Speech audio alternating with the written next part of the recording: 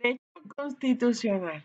Hola a todos y a todas, mis queridos y queridas estudiantes. Qué gusto saludarles y darles una bienvenida a esta asignatura tan bonita como lo es el Derecho Constitucional. Una asignatura que debemos de prestar atención todos porque es la base para cualquier especialidad dentro del derecho, ¿no? En esta oportunidad, mis queridos y queridas estudiantes, vamos a abordar un tema que es central, la forma en que está distribuido el poder, el ejercicio público en México, ¿no? Y México se apoya en una estructura tradicional de división de poderes.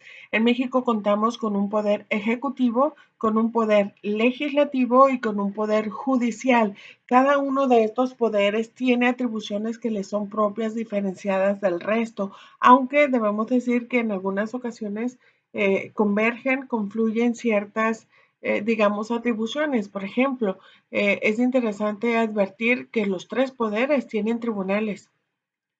Sí, tienen tribunales, tienen órganos jurisdiccionales, ¿no? Y ustedes me van a decir, maestra, pero el legislativo tiene tribunales. Sí, en su facultad de juicio político, la Constitución política de los Estados Unidos mexicanos establece que se erigen como jurado de acusación. No, claro, esto es, digamos, retórico, ¿no? No es que exista un tribunal como tal, una estructura como tal dentro del Poder Judicial, ¿no? Pero ellos ejercen labores jurisdiccionales también a través del juicio político.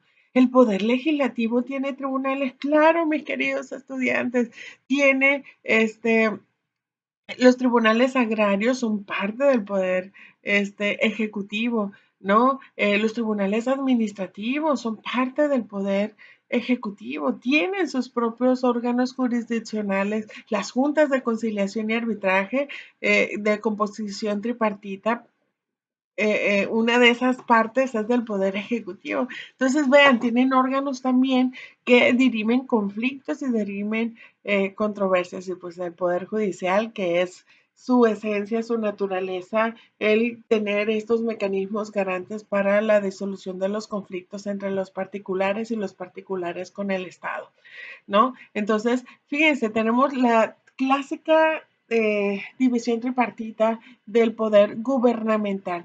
Pero debo decirles, mis queridos y queridas estudiantes, que en los últimos años han estado surgiendo poco a poco en el Estado mexicano lo que hoy día conocemos como organismos constitucionales autónomos.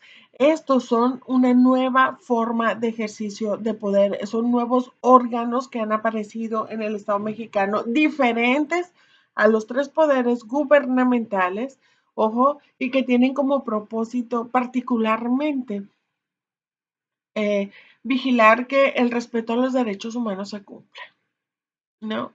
Los órganos constitucionales autónomos buscan hacer prevalecer los derechos humanos y vigilar que los órganos gubernamentales cumplan con ese propósito. Es importante señalar que estos órganos constitucionales autónomos derivaron la gran mayoría de un poder tradicional, de uno de los tres poderes tradicionales, generalmente del poder ejecutivo, ¿no? Ejemplo de esto, las comisiones de derechos humanos. Las comisiones de derechos humanos, tanto la Comisión Nacional como las comisiones estatales de derechos humanos pertenecieron a los poderes ejecutivos, tanto el federal como los estatales.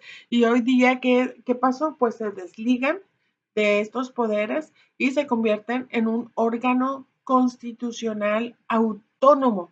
Autónomo porque no depende ni laboral ni jerárquicamente de ninguno de los tres poderes constituidos, como son el ejecutivo, el legislativo y el judicial. Ya no dependen laboral ni jerárquicamente de estos, se ponen a la par.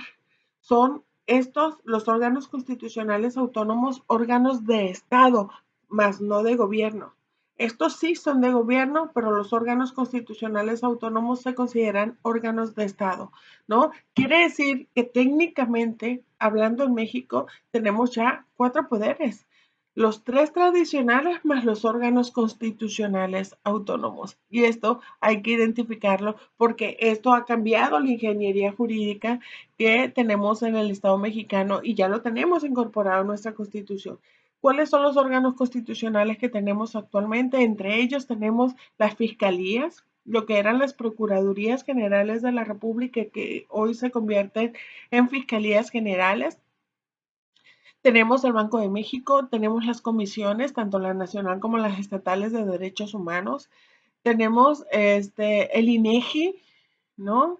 Tenemos todos los institutos de transparencia y acceso a la información pública y cada vez más el INE, por supuesto el Instituto Nacional Electoral, y cada vez más, mis queridos estudiantes, se van incrementando estos órganos constitucionales autónomos que están teniendo un impacto muy interesante en el Estado jurídico mexicano. Van ustedes a tener la oportunidad de profundizar a través de nuestras lecturas, de nuestras actividades sobre las atribuciones del Poder Ejecutivo, las atribuciones del Poder Judicial, las atribuciones del Poder Legislativo e identificarán, perdón, el tema de los órganos constitucionales autónomos. Me va a ser muy grato acompañarles en esta aventura. Estoy muy contenta de estar aquí. En el foro vamos a tener la oportunidad de profundizar sobre estos temas tan interesantes, así que ahí los veo, los espero y los acompaño.